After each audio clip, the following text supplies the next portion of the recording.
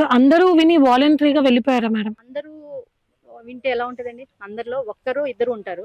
అందులో ఒకతను పూజారి, అంటే ఆ గుర్తుకోయేసి ఏంటంటే పూజారి అని ఒక హెడ్ ని పెట్టుకుంటారు. అతని వల్ల వీళ్ళందరూ ఆగిపోవాల్సి వచ్చింది. యాక్చువల్ గా మన శివరాత్రి అపోజ్ చేశారు. మన శివరాత్రి అప్పుడు లాస్ట్ మార్చ్ ఏప్రిల్లో వెళ్ళిపోదాం అనుకున్నారు వాళ్ళందరూ.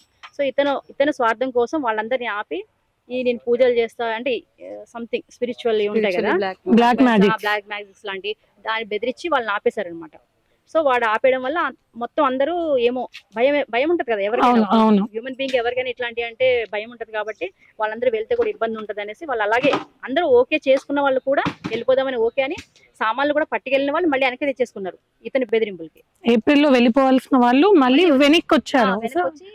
సో బెదిరించారు, చేతబడి చేస్తాం ఇట్లా బెదిరించిన వాళ్ళు మళ్ళీ వెనక్కి వచ్చారు. మళ్ళీ మేము వెళ్ళినప్పుడు కూడా వాళ్ళ ఇంటి వాళ్ళే బాగా చేయడం. తర్వాత మన మీటింగ్ పెట్టినప్పుడు కూడా పేడ నీళ్ళు మా మీద వేసారు. మొత్తం ఎంత తడిచిపోయింది అసలు, ఇట్లా పెద్ద గుండు నిండా పెట్టుకొని దాన్ని కూడా మా మీద చేశారు. మళ్ళీ మేము కొంచెం ఆపిన తర్వాత మళ్ళీ ఎక్స్ప్లెయిన్ చేసాము. సార్ వాళ్ళు కూడా ఎక్స్ప్లెయిన్ చేశారు.